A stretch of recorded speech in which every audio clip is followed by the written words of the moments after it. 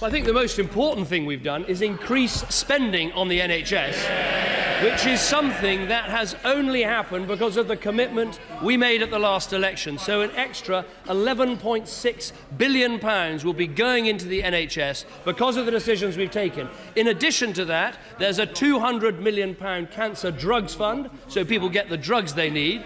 And for the first time in a long time, the number of doctors is growing very quickly, and the number of bureaucrats is actually falling. Ed Miliband! Mr. Speaker, in case the Prime Minister didn't realise, it takes 7 years to train a doctor. So I'd like to thank him for his congratulations for our record on the NHS. Now, and I have to say to him, it's becoming a pattern with this Prime Minister, Mr. Speaker, because this morning in the papers we see the Universities Minister being dumped on for his tuition fees policy. We see the School Secretary being dumped on for his free schools policy. And the poor Deputy Prime Minister, he just gets dumped on every day of the week. Now he must believe that something's gone wrong with his health policy. He ought to be looking at the GPs representing 7 million patients who are writing to the papers today to say this is evolution, not revolution. It's good for patients and it's going to help, and I quote, some of the most vulnerable people in our community.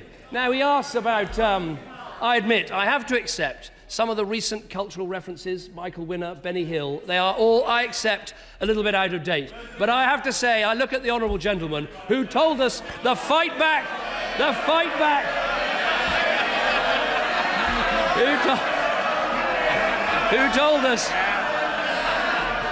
told us the fight back would start in Scotland before going down to a massive defeat.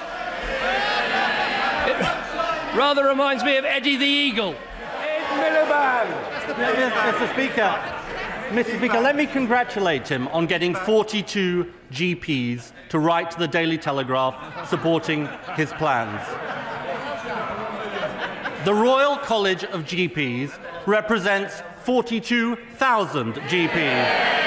And they say this, from the Prime Minister who said he would protect the NHS, they say this, and I would have thought he'd be embarrassed about this, they say his plans will cause irreparable damage to the core values of the NHS. It is this party that is defending the NHS, and it's Labour in Wales that is cutting the NHS. That's the truth. There's only one party you can trust on the NHS, and it's the one that I lead.